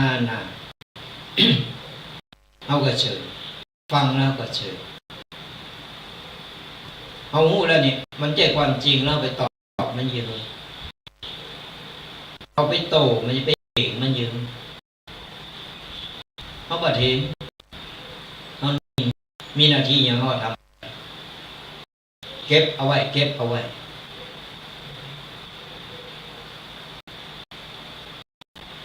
ปล่อยมันนี่ปล่อยมันวิ่งหรือมันเต้นหรือมันนี่สิ่งทุกอย่างของมันสุดท้ายมา ในมือมันยังคาราคาซังกันอยู่เอาหนีดีกว่าหนีในทางเจนี่ก็คือปัจจัยในนี้นั่นยังนี่หรอกแต่เอาหลีกทางหนึ่งเขาพอไปทุกเจ้าเอาหลีกทางหนึ่งเกินไปเปิ้นใครก็เริ่มว่าเปิ้นเขาออกจากจุดนั้นแล้วก็มาเริ่มต้นจุดใหม่ที่นี่ก็ต่อไปก็เป็นหน้าที่ของเรื่องกรรมเรื่องประเดี๋ยวก็ได้พูดได้หันนะอันนี้คือความจริงอันนี้คือความเท็จแต่เขาก็ยังเขาปกติบ่เดือดร้อนบ่มีปัญหาอย่างนี่แหละตัวอย่างสลายาโยมทั้งหลายอาตมาภาพก็ถึงบอกว่าเจอโตแล้วถึงได้หูว่ากับเวรมันทำงานของมันเองไปพิษไปถูกเวรมันหูเองเขาปล่อยกับเวรทำงานของมันเขาต้องไปอาฆาตว่าต้องไปแข่งว่าต้องไปต่อรอดต่อถึงไปวางมันเป็นวจีกรรมมันเป็นบาปกับปากโตกับแล้ววันนี้กรรมถึงวันนี้มันเร็วเขาก็มีหน้าที่นั่งพออย่างเดียวขอใจกรรมไปเขาก็อาโหสิกรรมของเขาไปว่าต้องมาเป็นเจ้ากรรมในเวรในจากต่อไปถือว่าจดใจกันกรรมกันมาหมดแล้วนี่มันเป็นอย่างนี้ จะไปเล่นกับกรรมกับเวรนะสายาโยมทั้งหลายมันมีจริงของผ่านนี่แหละบัดนี้ไปหลบหลู่หรือดูถูกเล่นกับวัดกับวาเล่นกับผ่าเหลืองผ่าเหลืองสีเหลืองก็คือเหลืองเปลวไฟในที่นี้ก็เปลวไฟนรกตีตุเจ้าอาเนนเป็นนุงเหลืองสัญลักษณ์ของตุเจ้าคือผ่าเหลืองเปลวไฟหรือเราต้องนุ่งผ้าเหลืองก็เหลืองเปลวไฟมันไผที่ได้นุ่งแล้วเนี่ยได้ห่มผ้ากาสาวพักแล้วเนี่ยนั่นคือเป็นการเตือนคัดเก้าจิตใจเผาผ่านเอากิเลสเผาผ่านเอากุสิ่งกุอย่างออกไปไผทนได้ก็ไผทนได้ก็อยู่ได้ไปมือไผทนไม่ได้ก็ผ่าเหลืองห้อนผ่าเหลืองห้อนปุ๊บก็ลาสิกขาออกนี่เหลืองเปลวไฟของนรกเขาเอาไว้เตือนจิตเตือนใจตัวเก่าตอนนี้เขาเป็นตัวเจ้าอยู่เขาต้องคัดเก่าจิตใจตัวเก่าบทตึงภายในภายนอกบทจิตบทใจโดยพระเจ้ากับภายนอก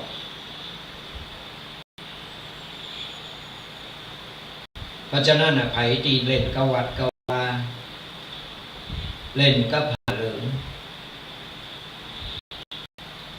พอเอาแต่กรรมเวรมันตัวเองเหมือนเป็นรูวัดรูวาจังวันนี้อย่าเดียวเอาหูเอาหันเป็นข่าวนี่ เดียวก็โดนหลายอย่างจนให้แตกเนี่ยนรกในใจเกิดขึ้นแล้วตายไปก็ว่าต้องมันไปบอกเราว่าไปไหนนรกมันเกิดในใจตอนย่ำคนถามว่าเขาอยู่เป็นสุขกว่าถึงวัน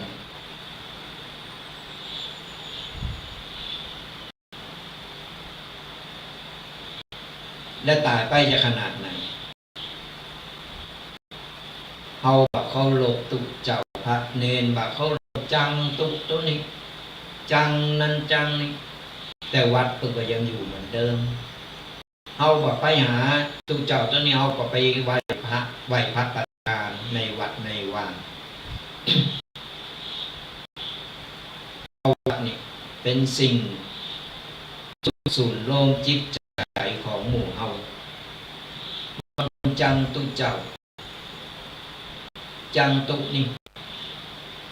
จังตุนั้นชอบตุนี่หล่อดีอันนั้นมันเป็นห้องว่าวัดไปเพื่ออะไรอย่างไม่ได้วัดจิตวัดใจตกกับ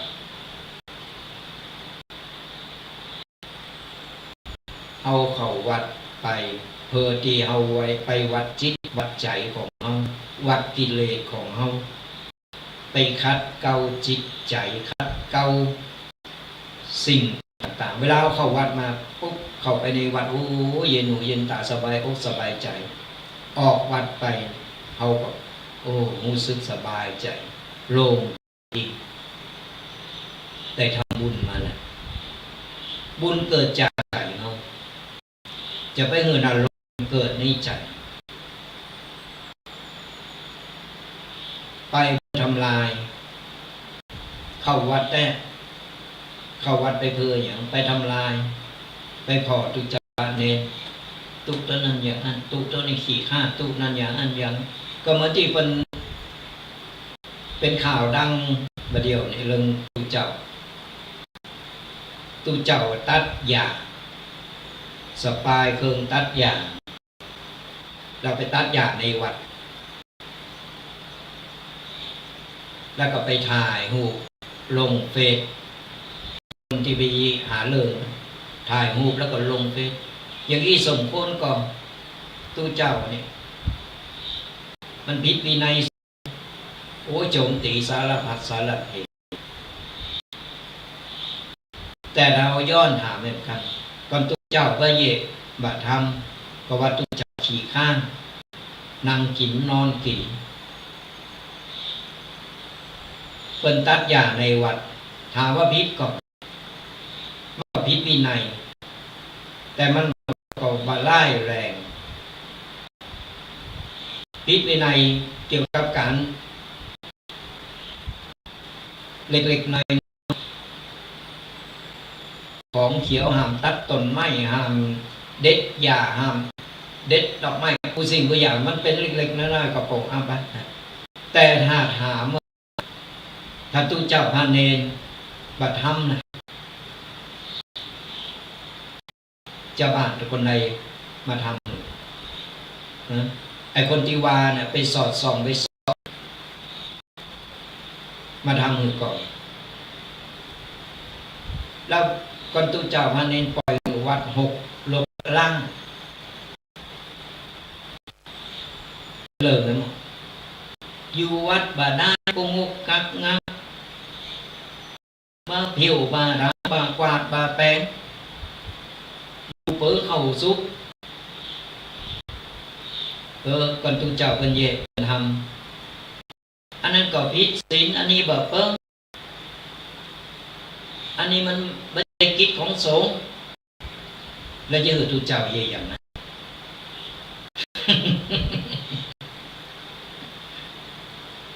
เล็กๆน้อยๆบางครั้งเนี่ยเฮาหูถึงหูแต่เฮาต้องทำก็นับว่าน้ำไผก็ไม่จะมาท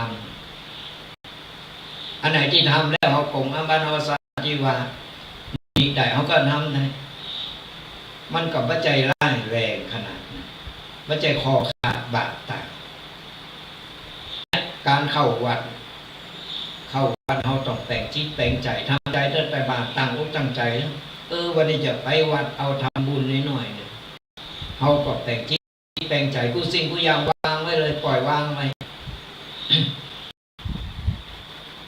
แล้วแปลงจิตใส่แปลงใจหนึ่งเข้าไปในวัดบุญก็ได้เต็มเต็ม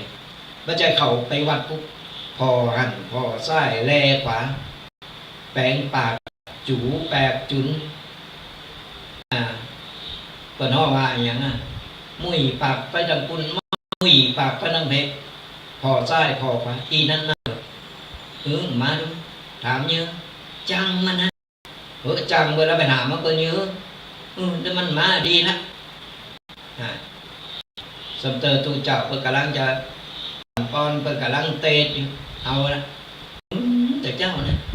เดี๋ยวนี้นะเขาไปเบ็ดปลากันเขาไปตกปลากันน้ำท่วมน้ำเสียดายเนาะเนี่ยก็เตอวันสีนะที่มันมาฮะจิตใจเรามันตาขาด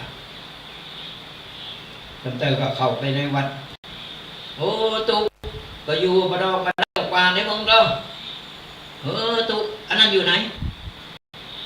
ทางนั้นเดี๋ยวมันกับเจริญหัวเจ้าของตุเจ้าขอวัดไว้เรื่องถวยยอดเรื่องอะไรอย่างเป็นของแม่บ้านสมเตอของหายไปเมื่อตุถวยไปไหนอ่ะหายไปไหนมีสปะสเปะเนี่ยคนเราจะไปจับผิดจะไปจ้องจับผิดคนก็เราจ้องจับผิดมันผิดโม้ละมันมีกูยังแต่เราต้องเข้าใจต้องทำใจตัวว่าสมมุติสงฆ์ปัจจัยพระอรหันต์ปัจจัยพระตีสำเร็จฌานกันมายังเป็นสมมุติสงฆ์สมมุติสงฆ์ก็คือมาจากไหนก็ลูกหลานเจ้าบ้านลูกหลานหมู่เฮานี่แหละที่มาโบสถ์เปิดมาศึกษาเราเลยมาคัดเก้าจิตใจยังแบบบรรลุยังมาสำเร็จแต่ต้องฝึกไปเรื่อยๆระหว่างที่ฝึกข้อผิดพลาดมันก็ต้องเกิดขึ้นมันก็ต้องมีพร้อมบัจจัยว่าเป็นลูกเกิดมาจากตีหน่อไม้เกิดมาจากอะไรลงมาจากต้องฟ้ามาก็ลูกชาวบ้านมีเลือดมีเนื้อมีกิเลสมีตัณหามีอย่างกูยังมือเหมือนกันแต่ระหว่างที่เขามาโบสถ์เขามาศึกษามาคัดเก้าจิตใจเอาผ้าเหลืองมาห่มเฮอเตอหนึ่งเก่าหูโตเก่าเป็นพระนะทำอย่างต้องระวังละตอนนี้มีระเบียบมีนายอยู่ในโตนี่เราก็ฝึกโตเก่าไปตลอดจนกว่าจะสำเร็จฝึกบ่ไหนอดทนบ่ไหนคัดเก้ากิเลสตัณหาโตเก่าบ่ไหนก็ลาสิกขาออกไปคือว่าผ่าเรื่องห้อนมันก็ต้องสละไปมันเป็นอย่างนั้นเพราะฉะนั้นเราจะไปจับผิดจะไปดูให้ดูดีคนใดคนหนึ่งก็ถามว่าเป็นตัวเจ้าพระเนรบ่มีไผเลิศเพอร์เฟกต์บ่มีไผพร้อม100%แม้แต่ตัวเราเอง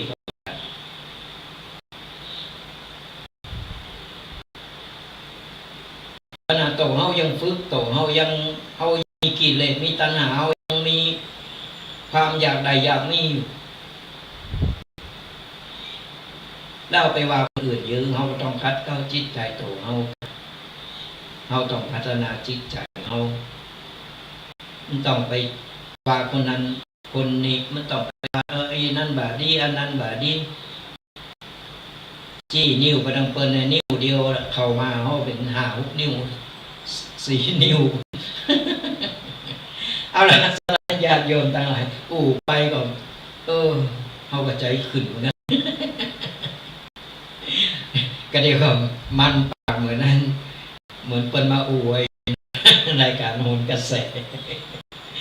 ยังมีเวลาเหลือหน่อยใครจะโทรมาก็โทรนะสรายาต่างหลายโทรกันเข้ามา082 611 2245 ฝากติดตามกันไปกับรายการธรรมะกำยองกับตุกเจ้ายองป่าซางฟังธรรมะสบายสไตล์ตุกปีแดงวัดประกอบไปผ่านมาก็แวะเวียนกันมาได้นะใครมาแอลหาใครมาเยี่ยมก็โทรกันเข้ามาโทรเบอร์นี้ก็ได้เบอร์โทรศัพท์0826112245ก็โทรกันเข้ามาวันนี้จะเข้าไปหาอยู่ก็ยังก็ถามไปกันนะถ้าจะมาบอกลงหน้าตัวบางทีก็ติดการติดงานติดภารกิจกันก็ไปพอรายการชมรายการหรือฟังรายการตั้งวิทยุ104วัดฝายหินหรือว่าเครือข่ายก็ตามหรือว่าจะเป็นทั้งช่อง YouTube กลุ่มไลน์ช่อง TikTok หรือว่า Facebook ก็กดไลค์กดแชร์ติดตามกันตัวเป็นกำลังอกกำลังใจกันฟังอยู่ตั้งใดอย่างใดก็สร้างโทรเอ่ยกันไปมาสู่เป็นกัลยาณมิตรดีต่อกันเฮาจักมักจีกันไว้เป็นญาติธรรมกันคนเอาอยู่ใดตึงวันก็เพราะกำลังใจ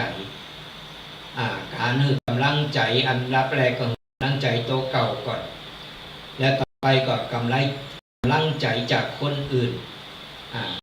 เขามาคือกำลังใจกันไปกันมามันก็มีความสุขเป็นญาติธรรมที่ดีต่อกันสลายโยมทั้งหลาย ยังโทรกันเข้ามาได้ยังเหลือ10 นาทีก็โทรมามาเลยตักตายวันนี้ฟังธรรมะและสัพเพละวันนี้หลายเรื่องหลายแล้วเอามามาอย่างน้อยก็เป็นข้อคิดกันเป็นข้อคิดสกิดเตือนพออย่างน้อยอันใดที่เราฟังแล้วมันได้มีสาระแล้วก็ฟังแล้วมันเข้าเอาก็ปั๊บนำไปใจชีวิตประจำวันของเราได้ก็นำไปปั๊บใจในชีวิตประจำวันเราก็เดินทางสเปะสปะชีวิตแบบธรรมะแต่ก็เรามีธรรมะได้ข้อคิดจากครูบาอาจารย์หลายรูปหลายตนที่เป็นออกรายการก็นำข้อคิดต่างๆเขาก็ก้อนใกล้เอาอันดีอันใดงามนำไปปรับใจเขาก็จะมีแสงสว่างในการดำเนินชีวิตใจชีวิตอย่าง ใจชีวิตอย่างมีความสุขและใจชีวิตอย่างถูกต้องก็สามารถโทรกันเข้ามาได้นะตอนนี้โทรกันเข้ามาได้ยังมีเวลาอยู่เนี่ยก็ฝากกันญาติโยมต่างวันเสาร์ไหนที่ติดรายการที่งานติดงานบางทีไม่ได้มาก็ต้องขอสุมาอภัยไว้ลงหน้าด้วยแต่ช่วงนี้การงานเบาบางลงไปหน่อยก็ว่าเป็นยังเอาก็ยังมาเป็นกำลังใจกันนำเอาปกิณกะขอคิดต่างๆมามากันไปเป็นกูเป็นกีมมอกไข่โหกันไปเนี่ยยิ้มกันกลับไปโหกันหนักญาติโยมอีปออียิงไข่โหมันก็ยืดอายุออกไปเนี่ย ฟังข่าวฟังอะไรก็ตามเราฟังหูไว้หูจะไปเอาเลิงของเปิ้นมาใส่หูนักนั่นบางคนฟังข่าวฟังแล้วเอาเลิงของเปิ้นมากึดกังกึดแล้วก็โปดหูก็เปิ้นให้เหมาะบางคนอี้ก็มีนะหลายคนมาถามก็เจ้านอนมารับยืมนอนรับก็พอข่าวนึงเสร็จแล้วก็เอามากึดก็นี้เอาเรื่องของเปิ้นมากึดเอากำปูของเปิ้นมาใส่สมองแล้วเอาเรื่องแบบเป็นเรื่องของคนอื่นเอามาใส่หูแล้วทำเหมือนเจ้าเก่านอนบัดรับมาเป็นกำกึดแตนเปิ้นไปเห็น อย่างนี้ก็มีพยายามสดาญาติโยมอีพ่ออีแม่โดยเฉพาะคนเฒ่าคนแก่นี่เรื่องใดที่เราพอแล้วเราพิจารณาอย่างแล้วเขาก็ ปล่อยไปเป็นเรื่องของเพิ่นเป็นหน้าที่ของเพิ่นใครทำอย่างใดมันก็อย่างนั้นเขาจะไปมาใส่ใจก็อย่างที่ข่าวที่เมื่อกี้วันที่ปอเอาไว้มุยไปซับโหลูกโต๊ะเก่าเกิดที่ละปูนอำเภอลีเกิดที่บ้านแม่ปอ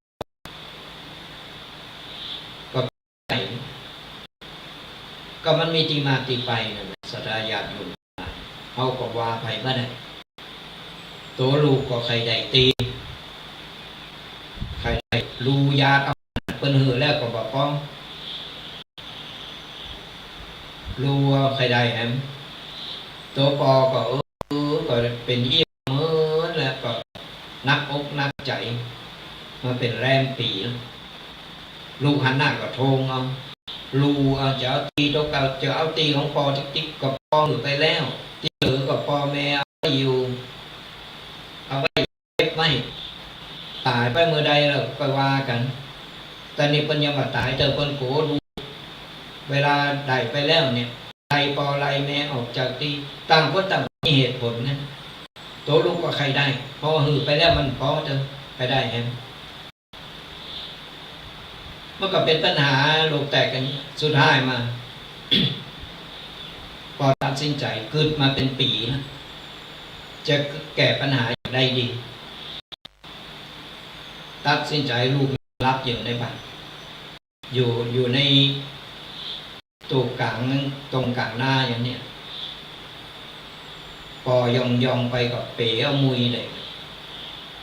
ซับเขาโห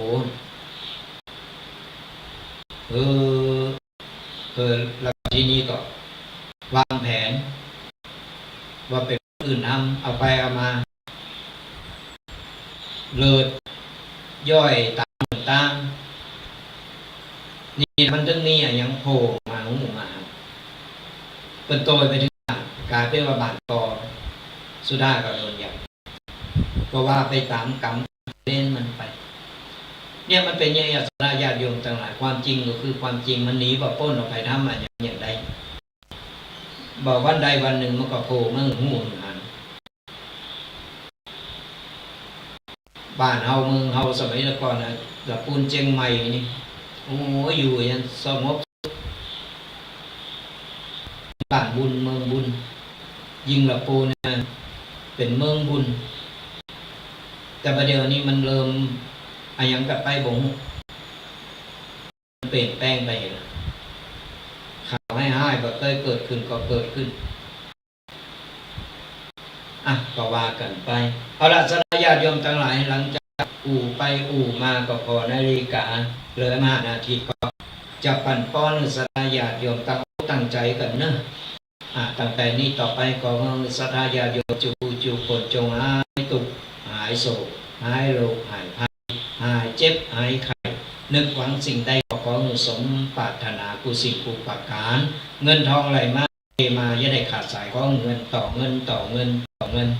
ทำการงานใดๆเจริญก้าวหน้าทำมาค้าขายร่ำรวยทำไมทำสวนได้ผลผลิตเจริญงอกงามขายได้ราคาสุขภาพร่างกายแข็งแรงแคล้วคลาดปลอดภัยอายุมั่นขวัญยืนมีโชคมีใจบุญปกปักรักษาคุ้มครองกันกูคนเนอขอเจริญพร